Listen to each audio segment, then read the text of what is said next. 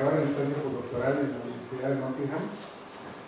Nos va a hablar un poco de los resultados de su proyecto doctoral que acaba de concluir el año pasado, y pues nos va a hablar un poco también de la dinámica de trabajo que tiene su grupo de trabajo en Inglaterra, y una invitación para que empecemos a establecer una relación de colaboración con la universidad que tiene mucho interés. Bueno, muchas gracias, David. Muy buen día, muchas gracias por asistir. Mi nombre, como ya lo mencionaba el doctor Monzón, es David Gómez Calderón, y vengo a presentarles el proyecto que realicé durante mi doctorado en Inglaterra, en la Universidad de Nottingham, titulado Fiber Optic Humidity and pH Sensing for Healthcare and Sports Applications. Tuve 3 asesores durante este proyecto, los cuales fueron el profesor Stephen Morgan, el doctor Sergei Korposh y el profesor Barry Hayes-Giles. Y bueno, antes que nada quiero agradecer la oportunidad que me están dando. Es un honor para mí poder venir aquí a presentarles mi proyecto, y también es un gusto ver algunas caras conocidas, y de nueva forma agradecerles el tiempo que me proporcionaron ayer para mostrarme sus proyectos, todos muy interesantes, y puedo ver que hay demasiado potencial aquí en el Centro de Investigaciones. También aprovechar, me están comentando que estamos transmitiendo para el Centro de Investigación en Óptica de Aguascalientes. Igual agradecerles su tiempo y su asistencia. Y bueno, un poquito de la introducción sobre mi persona, sobre mi perfil de educación. Yo soy originario del Estado de México, y mi formación académica es por parte del Instituto Politécnico Nacional. Por allá en 2005 ingresé al Centro de Estudios Científicos y Tecnológicos número 3, en donde estudié la carrera de técnico en sistemas digitales. Al egresar de ahí decidí estudiar en la Escuela Superior de Ingeniería Mecánica y Eléctrica, donde cursé la carrera de Ingeniería en Control de Automatización. Un par de años después de egresar estuve trabajando un poco en la industria, y para allá del 2014 obtuve una beca por parte de CONACYT para poder realizar estudios de doctorado en la Universidad de Nottingham. En mayo del año pasado concluí mi doctorado, realicé mi examen profesional, donde pude aprobarlo, y actualmente, a partir del 3 de diciembre del año que acaba de terminar, formo parte del grupo de óptica y fotónica de la Universidad de Nottingham como estudios de postdoctorado. Y bueno, el outline de lo que va a tratar esta pequeña presentación va a ser de 4 puntos esenciales. El primero es sobre la problemática que hemos decidido atacar a lo largo de estos años. En este caso es sobre el cuidado de la salud y de los deportes. 3 puntos esenciales. El primero es el monitoreo de heridas, durante la labor de parto, y también sobre la respuesta del cuerpo durante actividades de ejercicio. Nosotros ofrecemos 3 propuestas de solución. La primera es el desarrollo de un sensor de fibra óptica para medir la humedad relativa. Este sensor tiene las características de ser a base de fibra plástica, el núcleo y el recubrimiento. Cuenta con una capa hidrofílica basada en nanopartículas de dióxido de silicio, y tiene la capacidad de ser integrada en textiles. Más adelante aclararé la ventaja de integrarlo en textiles. También ofrecemos el desarrollo de un sensor igual de fibra óptica, pero para medir en este caso pH. Las características es el uso de un indicador de pH no tóxico para aplicaciones in vivo. En este caso utilizamos el compuesto TSPP, y la ventaja de este sensor de pH es el rango que está midiendo, que es de aproximadamente 6.7 a 8.16, pero con la ventaja de tener una resolución de 1 a 2 puntos decimales. Esto va a ser aplicado para atacar la problemática en la labor de parto. Y finalmente, para poder obtener mediciones en tiempo real, hemos desarrollado un pequeño circuito electrónico, el cual la finalidad es tener un elemento portable de comunicación inalámbrica y que nos permita obtener la medición en tiempo real de ambos sensores desarrollados. Y muy bien, el primer tema, que es la aplicación o la problemática que queremos solucionar, es primero en el monitoreo de heridas. Estos números que pueden ver aquí al principio son números del Reino Unido. Estoy seguro que en México es una problemática también un poco grande, Y en el caso del Reino Unido son alrededor de 40 millones de personal que se requiere anualmente para combatir y tratar las heridas de personas, principalmente heridas crónicas, personas que tienen diabetes, pie diabético o alguna quemadura.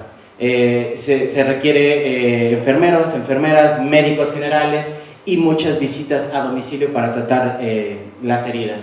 Esto representa un gasto fuerte en el presupuesto anual, alrededor de 5.1 billones de libras esterlinas, lo cual representa un 4% de lo que se le destina a todo el servicio de salud en Reino Unido.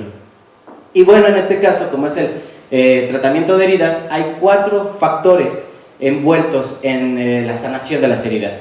El primero es el oxígeno, la temperatura, la humedad y el pH. Nosotros hemos investigado y muchos reportes han demostrado que la humedad es muy importante en las heridas, ya que ayuda a sanar una herida hasta 2 veces más rápido que una herida que se deja expuesta al aire. También el cierto nivel de humedad en la herida ayuda a que se prevenga la formación de costras, ayuda a la migración de células que ayudan al crecimiento de la nueva regeneración de la piel, colágeno, etc. Y también crea un ambiente antibacterial para evitar la infección de la herida. Entonces, antes de esto, debo mencionar que una de las técnicas más comunes para observar el estado de una herida es remover la venda que se está colocando. Sin embargo, esto puede provocar muchos problemas, como el que se vuelva a abrir la herida o que al momento de exponer la herida al ambiente pueda ocasionar alguna contaminación de la misma. Por lo mismo, nosotros estamos ofreciendo el desarrollo de un vendaje inteligente. La parte inteligente es la integración de sensores de fibra óptica, en este caso ya sea de humedad o de pH, para monitorear el microambiente que está alrededor de la herida y evitar remover el vendaje lo más posible, dejar la venda el tiempo necesario y solamente remover la venda para alguna inspección que requiera de mucho cuidado, porque con el sensor de fibra óptica lo que estamos buscando es en tiempo real y constantemente observar el nivel de humedad y con esto que nos diga si puede o no haber alguna infección. La segunda problemática que queremos atacar es los riesgos que hay durante la labor de parto. Es importante que durante la labor de parto se tenga un control de cómo se encuentra el bebé que está a punto de nacer, ya que los riesgos que se pueden encontrar es asfixia, parálisis cerebral, algún valor bajo en la escala de Apgar e incluso la muerte. Hay 2 técnicas que se utilizan comúnmente, la cual es la cardiotocografía, que se consta en monitorear el ritmo cardíaco de la mamá y también del bebé. Sin embargo, muchas veces las señales pueden cruzarse y se puede dar una mala interpretación de lo que está ocurriendo. La segunda aplicación o la segunda técnica utilizada es la muestra de una pequeña de gotitas de sangre del cráneo, del cuero cabelludo del bebé, para posteriormente analizarlo en otro cuarto y observar el nivel de pH de la sangre del bebé. Dependiendo del nivel, se puede saber si el bebé se está asfixiando o si no hay ningún problema y se puede realizar labor de parto naturalmente. Por lo mismo, como lo acabo de mencionar, un nivel de pH en la sangre normal en los bebés es alrededor de 7.15 a 7.35. Sin embargo, si se observa que el nivel de pH en la sangre baja a menos de 7.1, se requiere una intervención inmediata. En el Reino Unido, para hacer esta técnica, la segunda que estoy mencionando, se tiene una ventana de 30 minutos para decidir qué hacer. Sin embargo, al momento de extraer la sangre, puede haber diferentes problemas. Uno, que la muestra no es homogénea o no es buena para realizar el análisis, ya que se extrae una pequeña muestra de sangre con un tubo capilar y este tubo capilar puede contener o burbujas de aire o algún coágulo o simplemente alguna otra contaminación del ambiente.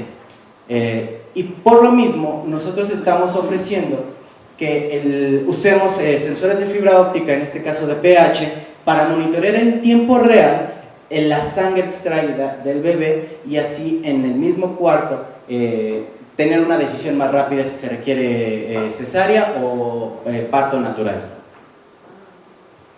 Y finalmente, la tercera aplicación que buscamos realizar con los sensores de fibra óptica es durante el cuerpo en actividades deportivas. En este caso, ha crecido muchísimo en estos años el uso de sensores que uno pueda utilizar en la ropa para medir la oxigenación de la sangre, el ritmo cardíaco y el nivel de sudoración que se está teniendo.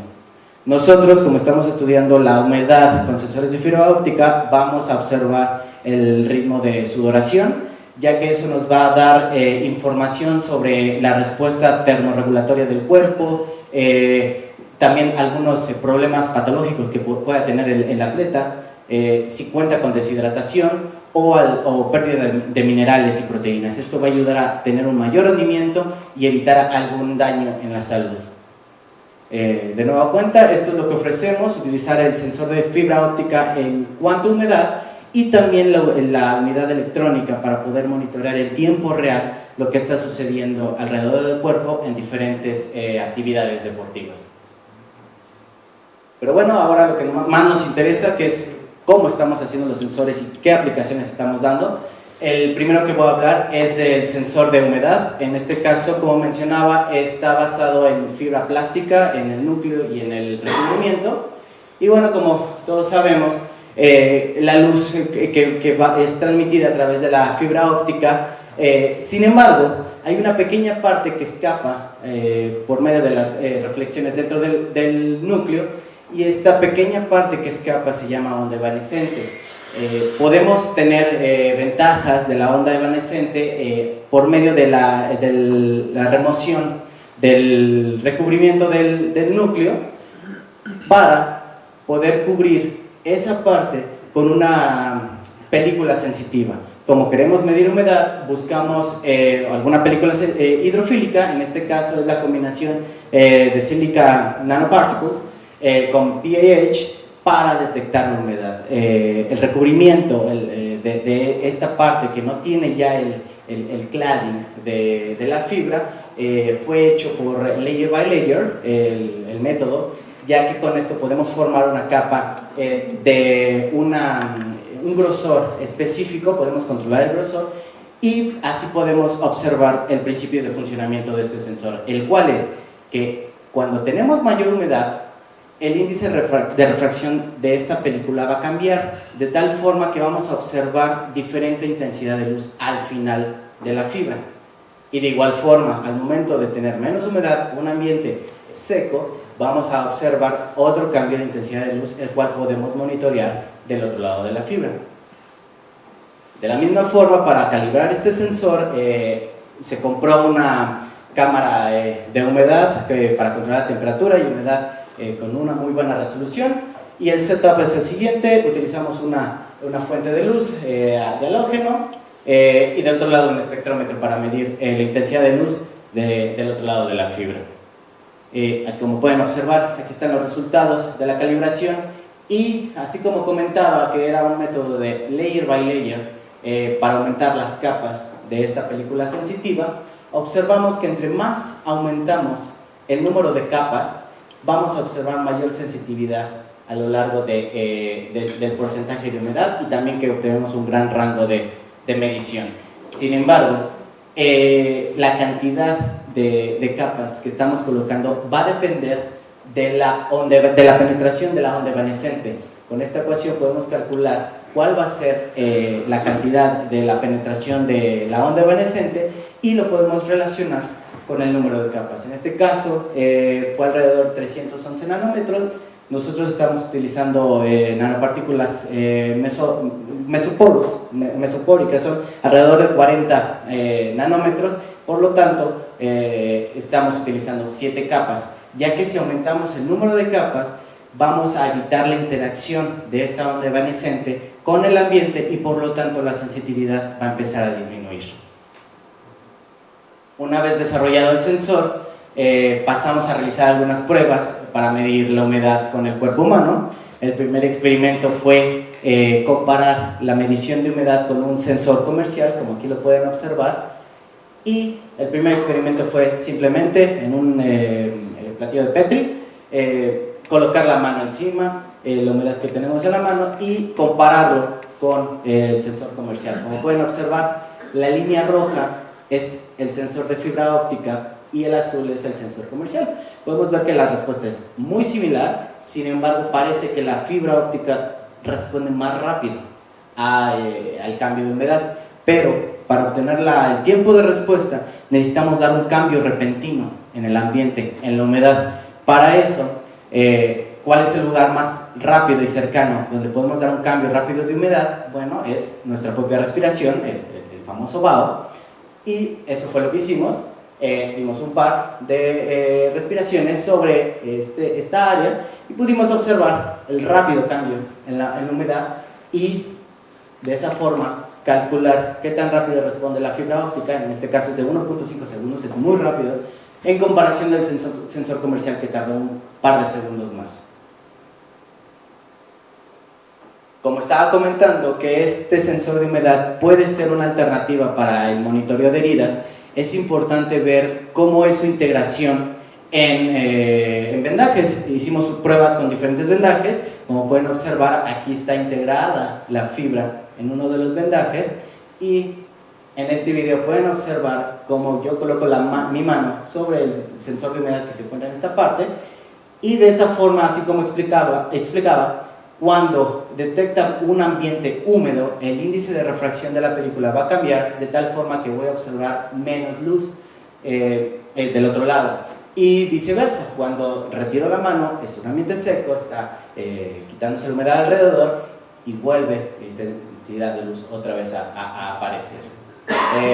De este lado, del lado derecho, pueden observar los experimentos con la mano después de la calibración. Y la única desventaja, si se puede decir, en comparación con el experimento pasado, fue que se aumentó un poquito el tiempo de respuesta del sensor. Esto es debido a las propiedades del vendaje, que va a afectar qué tan rápido la humedad o el ambiente va a llegar directamente al sensor. Ahora les voy a platicar un poquito sobre el segundo sensor que realizamos. En este caso es para medir pH. Y para este sensor utilizamos la configuración en U, de U-shape, para tomar más ventaja aún de la onda evanescente. Con esta configuración podemos aumentar la penetración de la onda evanescente y también cabe destacar que esta fibra tuvo que ser de sílica, de núcleo de sílica, ya que el núcleo de plástico era muy difícil y no era tan repetible crear el diámetro especificado. Nosotros, el radio de la curvatura especificado, y nosotros estamos utilizando 5.5 milímetros del radio de la U-shape, ya que en varios reportes se ha observado que entre más pequeño está el radio de curvatura, se va a aumentar la sensitividad. Obviamente hay un punto en el que no se puede hacer más pequeño debido a que se reduce la sensitividad, pero nosotros encontramos que 0.5 era uno de los mejores radios para obtener resultados y alta sensitividad. El setup para crear este sensor es similar al anterior, es la fuente de luz, el espectrómetro, y en este caso la capa, la película que nos va a ayudar a detectar el pH es una combinación de TEOS y TSPP en Sol Gel. Con esto hicimos la deposición de la película por medio de deep coating, el método de deep coating, y esto nos permitió tener una capa fina, una capa uniforme en este sensor. El principio de funcionamiento de este sensor es observar la absorción de la luz en ciertos puntos del espectro, esto a comparación de los diferentes niveles de pH. Por lo tanto, para obtener la mayor absorción que se pudiera en el espectro, tuvimos que obtener una película uniforme y delgada. Por medio del deep coating, con la técnica observamos que 1 milímetro por segundo era la velocidad óptima para obtener una buena capa. Y nosotros nos vamos a basar en estas secciones del espectro. tenemos la banda de Sorette y la banda Q. En estos wavelengths, 430 y 491 nanómetros, y por el otro lado 711. Lo que estamos buscando es ver la interacción en ambas zonas, ya que cambiando el pH vamos a ver un efecto de espejo en ambas zonas, y así vamos a poder medir el pH. El setup que se utilizó para realizar experimentos de calibración es el siguiente. Utilizamos de nuevo la fuente de luz, el espectrómetro, y en este caso en un agitador magnético colocamos un envase para insertar el sensor de fibra óptica de pH y comparar las mediciones con un medidor de pH electrónico.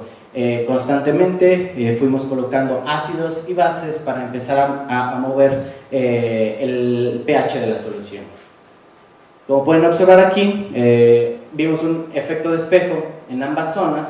La línea azul es la banda de Sorette, la línea roja es conocida como la banda de Q, y estos son los valores que estábamos modificando.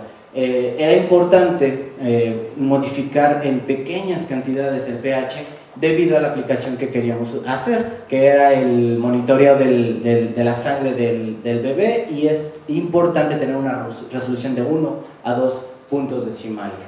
En esta gráfica pueden observar la calibración después de diferentes experimentos en este rango de pH, y lo importante para este sensor es la medición en tiempo real. Utilizando el mismo setup para el experimento, modificamos constantemente el pH, primero aumentándolo constantemente, después de golpe bajar el pH para observar también el tiempo de respuesta del sensor, y después poco a poco irlo aumentando de nuevo para observar si el sensor era repetible, si podía obtener las mismas mediciones o si el sensor se saturaba o la película se desgastaba. Como pueden observar aquí, la banda Q obtuvo o mostró un comportamiento muy similar a la línea verde que está sobrepuesta, que es la medición con el instrumento para calibrar, que es el medidor de pH electrónico. Sin embargo, en la banda de Sorette vimos el mismo comportamiento, que crecía, después disminuía y volvía a crecer, pero con demasiado ruido al inicio. Ya después de la segunda parte del experimento, cuando bajamos el pH de golpe y lo volvimos a subir, se vio un mejor comportamiento. Esto es debido a cómo se encuentra la absorción al inicio en la banda de Sorette. Como pueden observar aquí, vemos en el pH alrededor de 6 a 7, una absorción muy baja. Por lo mismo, cuando tenemos el pH alrededor de 6 o 7, podemos ver un comportamiento muy similar, con poco ruido. Pero si estamos midiendo un pH muy alto, la absorción tiende a subir en la banda de Sorette. Por eso mismo vemos mucho ruido. Además de que el instrumento que estamos utilizando para este nivel de transmisión que estamos obteniendo es muy pequeño, y el instrumento tiende a no detectarlo. Por eso es que se ve demasiado ruido al inicio cuando subimos, hay mucha absorción en estos niveles, y ya cuando bajamos el pH se tiende a tener menos absorción, por lo tanto más transmisión de la luz, y de esa forma vemos un comportamiento con menos ruido. Esto es importante recalcarlo porque con este sensor se requiere un fotodetector de mucha sensitividad. Y por eso mismo desarrollamos un circuito electrónico para obtener las mediciones en tiempo real de ambos sensores. Este circuito consta principalmente de la fuente de luz. Con esto se buscó que sea un circuito pequeño y muy barato para la aplicación que se quiere dar para el público en general y que sea comercial. Entonces utilizamos un diodo LED de alta intensidad en este rango, 525 nanómetros de wavelength. Después se colocó el sensor de fibra óptica, cualquiera de los dos. Posteriormente el fotodiodo, que es importante que sea de alta sensitividad, para después la señal óptica que obtenemos pasarla a que sea una señal eléctrica con un amplificador de transimpedancia, y para poder quitar un poco de ruido con un filtro pasabajas, posteriormente convertir esa señal analógica a digital con un convertidor analógico a digital de 16 bits el que utilizamos para tener alta resolución. Después todos estos datos meterlos a un microcontrolador y posteriormente dentro del microcontrolador con un algoritmo procesar la señal, los datos y poder transmitirlos vía Bluetooth y tener un respaldo por medio de una tarjeta SD. Como pueden observar, este es el circuito finalizado y lo importante para que sea algo portable era el tamaño. Entonces, las dimensiones de este circuito fueron de 45 milímetros por 35 milímetros y solo un grosor de poquito más de 1 centímetro. Es importante recalcar que este fue un prototipo, ya que como pueden observar, en este caso, todo esto es el dispositivo de Bluetooth. Aquí tenemos el dispositivo para guardar los datos en la memoria portable de SD. En este caso aquí tenemos el convertidor de analógico a digital, pero muchas de estas piezas pueden ser reemplazadas solamente por el chip que realiza esa función, como es el convertidor analógico a digital, el lector de tarjeta de SD puede ser reemplazado simplemente por el socket y todo lo puede realizar un solo microcontrolador. Entonces, este circuito tiene el potencial de ser mucho más reducido, además de que hemos estado en pláticas con algunas compañías, por ejemplo como Molex, los cuales desarrollan circuitos o placas, pero flexibles, ya hechas con plásticos especiales, lo cual puede hacer todavía mucho más robusto este circuito, a la vez de que pequeño y mucho más delgado, lo cual puede ya ser integrado en la ropa o en vendajes también, que es lo que estamos buscando. Y bueno, esto es lo que se propone, el diagrama de flujo cómo va a ser la evaluación de los sensores con este circuito.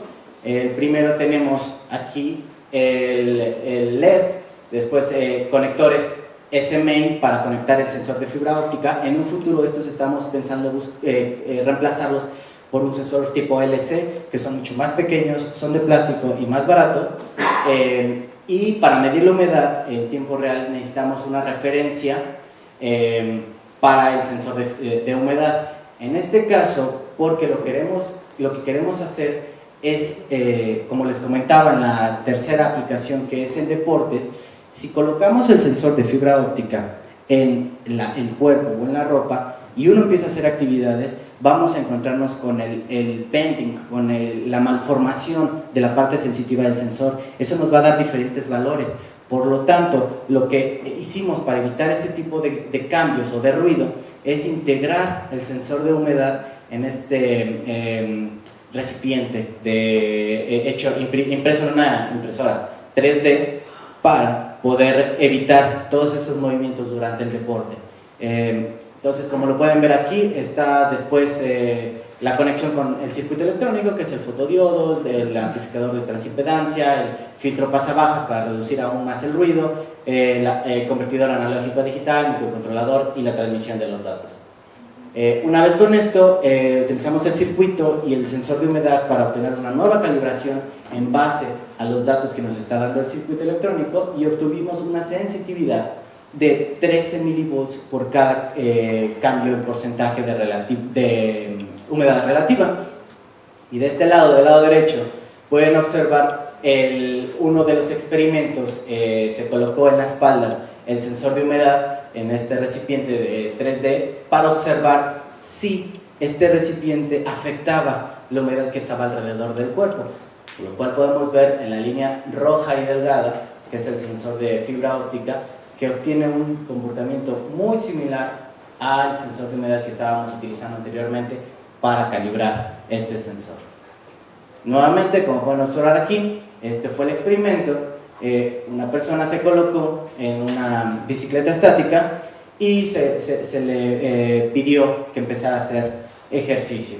Se colocó en la cadera el pequeño circuito electrónico conectado al sensor de fibra óptica, el cual estaba colocado en la espalda. Estaba también con una playera especial de la que cualquiera utiliza para ir al gimnasio. Y estos son los resultados de este experimento en tiempo real. Al principio pedimos que por cierto tiempo estuviera estático, sin ningún movimiento. Por lo mismo, no esperábamos ver ningún cambio de humedad. Pasaba el tiempo y le pedimos que por alrededor de 5 o 7 minutos empezara a pedalear a ciertas velocidades, más rápido, más lento, para empezar a generar humedad en el cuerpo. Esperábamos aumento de humedad, lo cual observamos. Después dijimos, bueno, vamos a detenernos un poquito para ver si podemos mantener esa señal o si el sensor ya me está detectando valores que no son los correspondientes a lo que está sucediendo. Y bueno, afortunadamente el sensor detectó ningún cambio de humedad, mantuvo el mismo, no decreció, ya que se encontraba en el mismo cuarto con la playera encima, entonces se esperaba mantener esa humedad. Después de un momento se pidió de nuevo que empezara a pedalear con los movimientos, de nuevo la actividad deportiva. Se obtuvo un poquito más el incremento de humedad y al final se decidió detener. Pero para comprobar si el sensor estaba todavía detectando más niveles o si incluso podía detectar más humedad, o si saber si el sensor ya estaba saturado o ver qué es lo que sucedía, se descubrió esta parte del sensor, se levantó la playera de la persona que estaba en la bicicleta y se procedió a dar un par de respiraciones directamente sobre el sensor para observar si todavía podía obtener una respuesta rápida. Y lo que se vio al momento de levantar la playera fue un decremento en humedad, porque empezaba a exponerse al ambiente, y tras respirar se vio un cambio rápido en la humedad, se aumentó, se volvió a repetir para ver si el sensor estaba saturado, si podía detectar, y afortunadamente bueno, se obtuvo un buen resultado, porque de nueva cuenta pudimos observar que se incrementaba la humedad en esa zona. Y bueno, también para la otra aplicación que estábamos hablando sobre los bebés durante la labor de parto, este es el setup o el diagrama del flujo que se propuso. Lamentablemente por el tiempo del doctorado no se pudieron hacer pruebas, además de que es un proceso largo para poder aplicarlo en un hospital y obtener permisos para realizar este experimento en vivo. Pero bueno, se propone esta solución. Tenemos la fuente de luz, que en este caso es el LED, el conector SMA, que nueva cuenta se propone cambiar por uno más pequeño y de plástico para que sea más barato. Tenemos aquí el sensor de pH, fotodiodo, amplificador de transimpedancia, el filtro pasabajas y todo lo demás que incluye este circuito electrónico. Y así es como se ve la propuesta de lo que se busca hacer. El proceso actualmente lo que hacen es muy similar, es insertan en el cervix un aminoscopio y este incluye una navaja la cual hace un corte en cruz en el cuero cabelludo del bebé. Claro, previamente se realiza una pequeña limpieza con una pequeña gelatina para evitar que se coagule la sangre rápido. Entonces, al momento de que hacen la incisión, esta parte regularmente es un tubo capilar, el cual se acerca para obtener la muestra de sangre. Después se retira todo este elemento, se tapan los extremos del tubo capilar, se procede a otro cuarto a hacer la medición en una máquina. Sin embargo, esto hace que la respuesta sea tardía, quizás en el camino hay alguna contaminación y se tenga que repetir esta medición. Por lo mismo, lo que estamos proponiendo es insertar el sensor de pH encima de la navaja y al momento de hacer el corte, ahí mismo poder hacer la detección del nivel de pH con la sangre. Hay estudios que han demostrado que este tipo de compuesto para detectar pH no es tóxico, ya que este tipo de compuesto se ha utilizado para medir para marcapasos, se ha incluido para observar si alguien tiene un tumor, se incluye dentro del cuerpo y se observa, y entonces no es tóxico, por lo mismo puede ser aplicado en este tipo de aplicaciones. Y de nueva cuenta, al momento de que está monitoreando en tiempo real y con este pequeño circuito electrónico, no estamos comprometiendo el lugar, o que es muchas veces reducido con todos los médicos que están para la labor de parto. Entonces, como es inalámbrico este circuito, puedo obtener los datos en tiempo real inalámbricamente y puedo obtener una respuesta mucho más rápida y evitar algún riesgo con el recién nacido. Y bueno, eso es parte del proyecto que estoy haciendo, las aplicaciones que estamos queriendo dar una alternativa, pero ahora les voy a explicar un poquito de la razón de mi visita.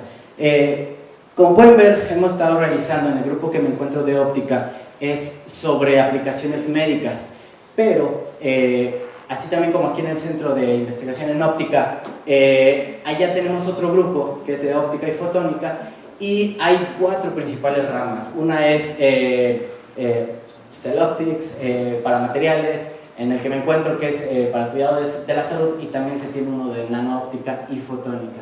Entonces, gracias al día de ayer que muchos me estuvieron mostrando sus proyectos, puedo ver con muy buenos ojos que se podría hacer una colaboración y un buen apoyo mutuo. Quizás hay algunos equipos que no se encuentran aquí y allá se tienen, o viceversa, hay algunos equipos que allá no cuentan, pero acá sí, o el conocimiento, que es lo más importante.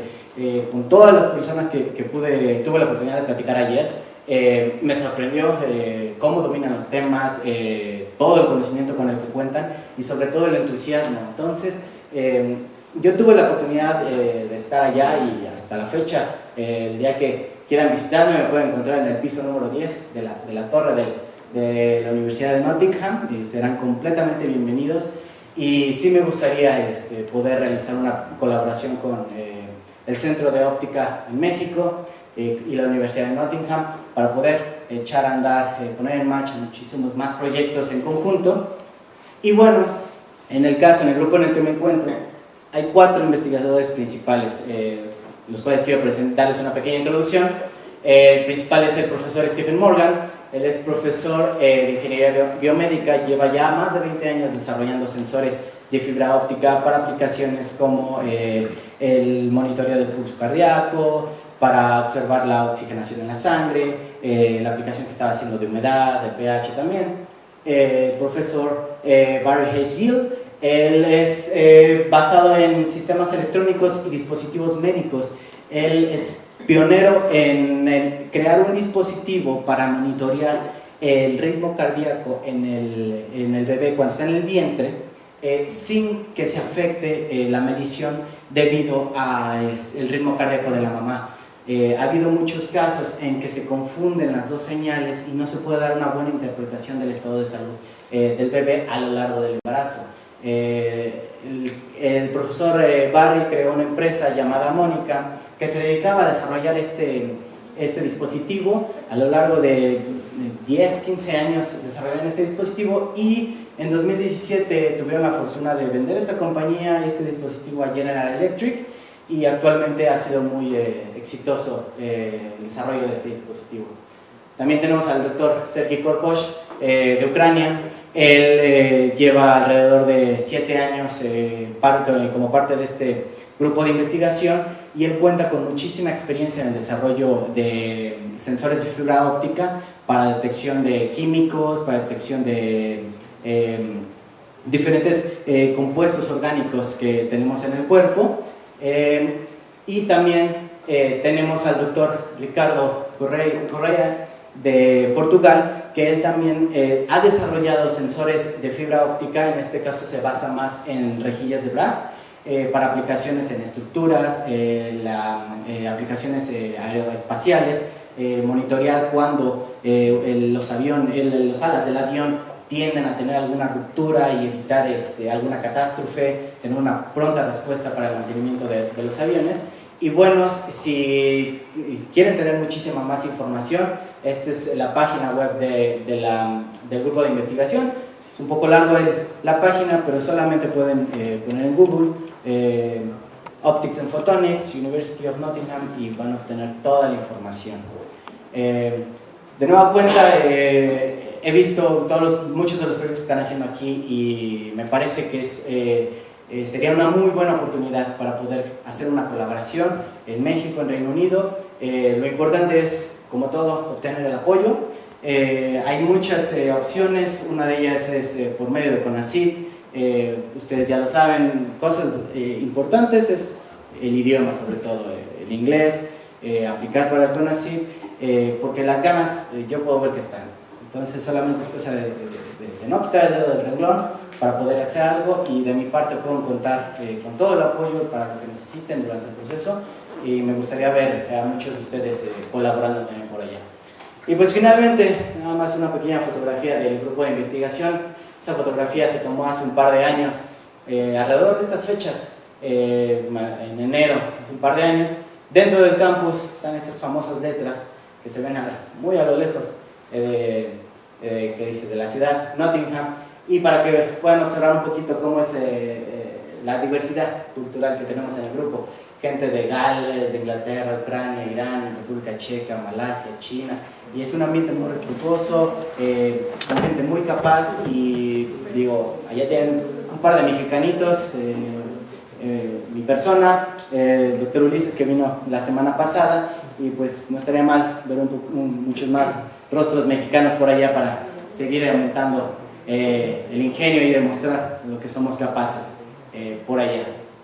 Y bueno, para concluir, un agradecimiento especial, en primer lugar al grupo de óptica y fotónica de la Universidad de Nottingham, CONACYT, por darme el apoyo para realizar mis estudios de doctorado, y sobre todo también a ustedes, al Centro de Investigaciones en Óptica, ustedes principalmente por darme el tiempo de asistir aquí al seminario, el día de ayer de mostrarme esos proyectos, y especialmente al doctor Monzón, David Monzón, al doctor Salvador Velázquez, a Montserrat Alonso por permitirme tener una calurosa bienvenida, mostrarme un poquito del Centro de Investigaciones, y también por darme un poquito de hospedaje mientras estoy aquí, y sobre todo pues a mi país, a México. Muchas gracias.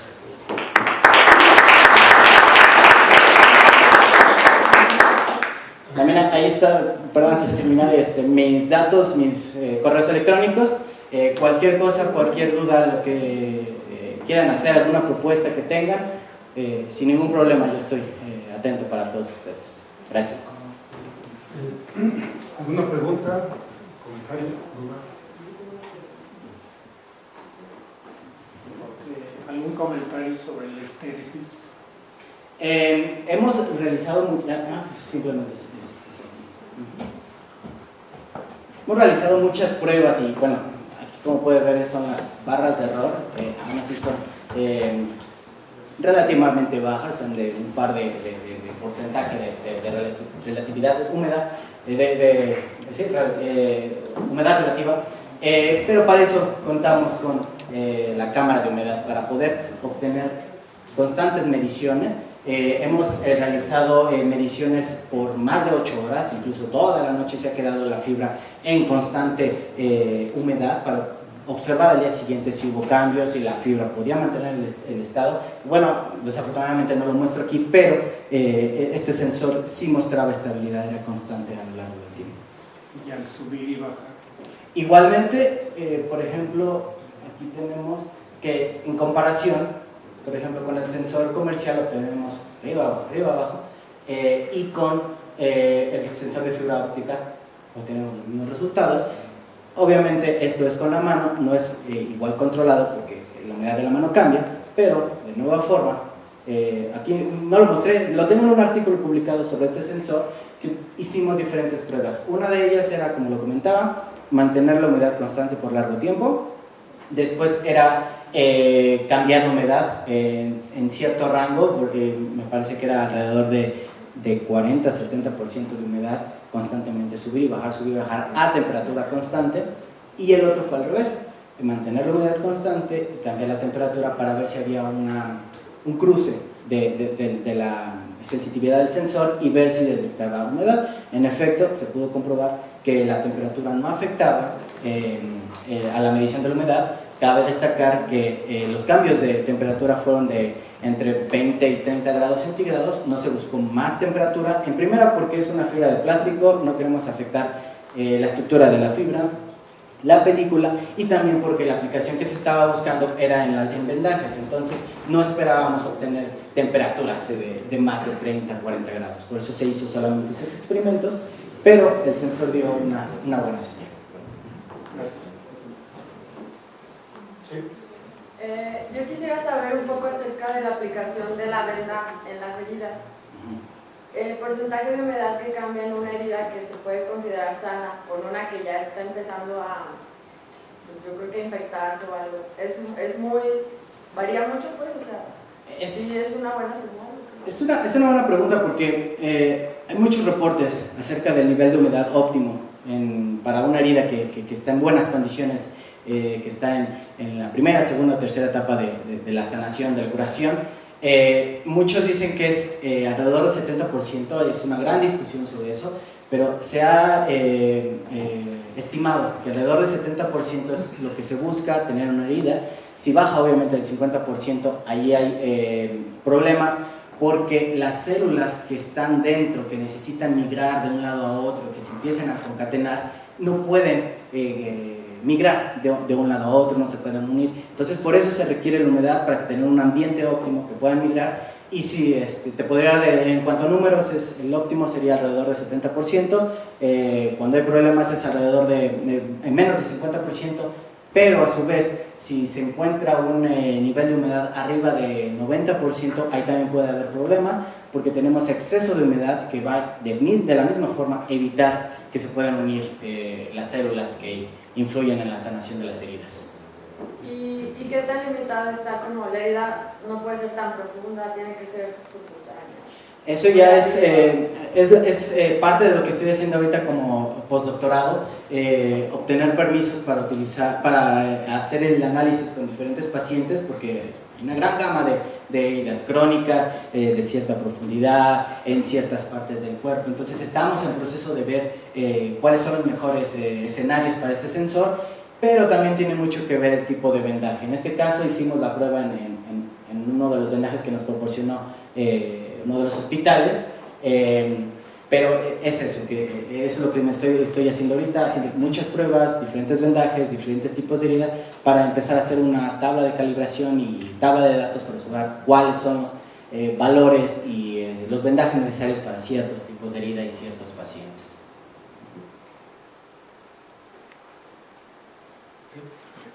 David, muchas gracias por la plática, está muy interesante. Está muy interesante los proyectos en los que están trabajando. Nada más una duda así como medio técnica. Cuando hacen el U-shape de fibra, esa fibra es de sílice y nada más el diámetro o el radio es muy pequeño, ¿no? Sí. Para poder tener onda evanescente. Pero ¿cómo logran hacer ese bending, ese doblaje sin que se les rompa la fibra? Porque me imagino que es desnuda, ¿no? Sí, correcto. Bueno, como todo es un poco al principio de prueba y error y buscar los mejores elementos para obtener repetibilidad en esta U-shape. Lo que utilizamos por allá es una flama, una antorcha, no recuerdo el nombre en español, disculpa. Y hemos obtenido diferentes pruebas para ver el tiempo que se requiere la flama directamente sobre la fibra, cómo ponerla a la dirección, diferentes pruebas. Y bueno, utilizamos una estructura similar, una estructura para sostener la fibra y tener repetibilidad. Claro que se hizo muchas veces para obtener la medición que queríamos y que sea repetible. Todas estas pruebas que vieron de humedad, de pH, fueron con muchísimas fibras para comparar los resultados, para obtener el error que se obtenía en cada fabricación de la fibra, y pues a lo largo de los años se ha ido mejorando este desarrollo. Otra vez, perdón. Más o menos, ¿a qué longitud tiene su puente? ¿Perdón? Es invisible su puente. Sí. Como en 500 y cacho, algo así. Es el rango amplio, es para observar todo el espectro. Ah, ok. Pero ya con el circuito electrónico que mostraba al final, especificaba que eras un LED de cierto área del espectro. Esto es porque en el caso de la humedad solamente estoy midiendo la intensidad de luz, entonces no estoy especificando algún ancho de banda. Sin embargo, para el pH, y es bueno que me lo recuerda, olvidé mencionarlo, fue que, como comentaba, tengo que monitorear dos secciones del espectro. En este caso, este circuito tiene la ventaja de poder cambiar el LED si queremos para las especificaciones que necesitamos. Entonces podemos incluir otro LED, podemos cambiar el color del LED para así tener las mediciones. En estas zonas es para colocar el LED, entonces podemos cambiar el tipo de LED, cambiar el tipo de fotodiodo para que sea sensible a el color de LED que estoy utilizando. Pues por eso mismo este circuito puede ayudarnos para también monitorear el pH y en diferentes colores.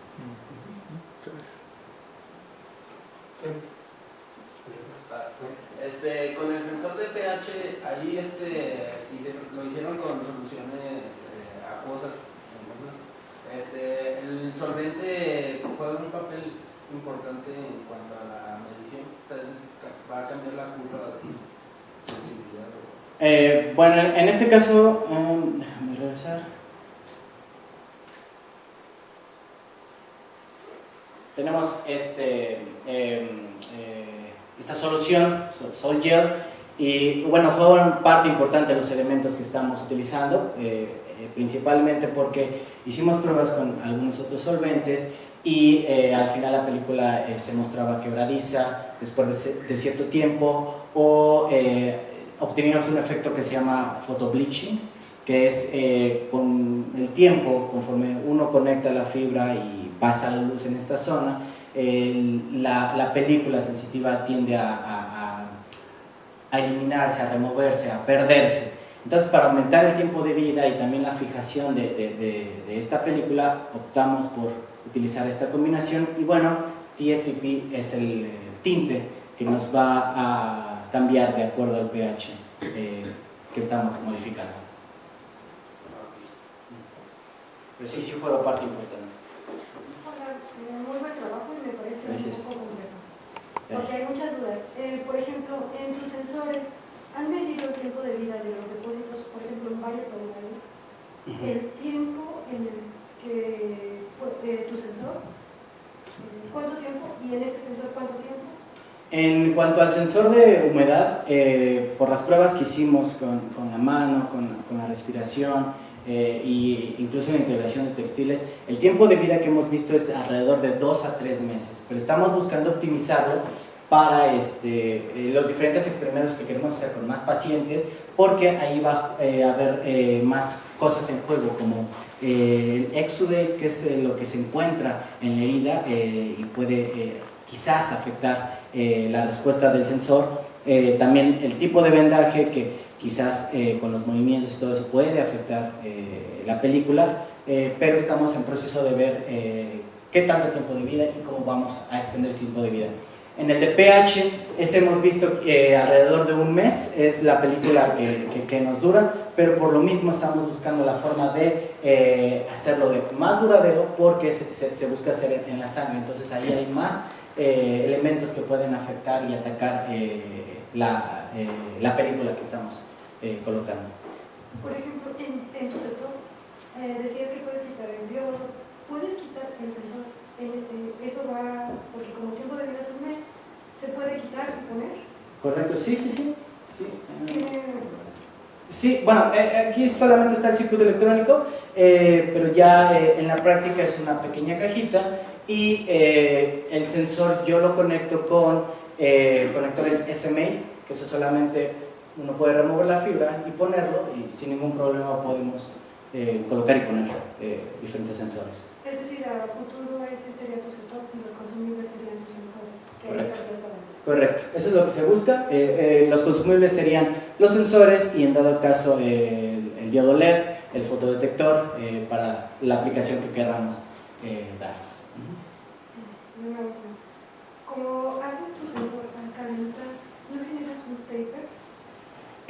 Hemos visto eso. Después de hacer el U-shape, durante la fabricación de los sensores, pasamos a observar si hay alguna deformación, algún taper, como lo mencionas, por medio del microscopio electrónico de imágenes de SEM, y observamos si hay alguna deformación, al igual que antes de hacer el recubrimiento con esta película, observamos las propiedades del espectro antes y después, y observar durante la repetición de muchos sensores fabricados si hay algún cambio, si hay algún efecto que pueda darnos diferentes valores en cuanto a la penetración de la onda evanescente. ¿Algún otro pregunta? ¿Comentario? Bueno, pues le agradecemos a la vez tu presencia. Gracias, muchas gracias.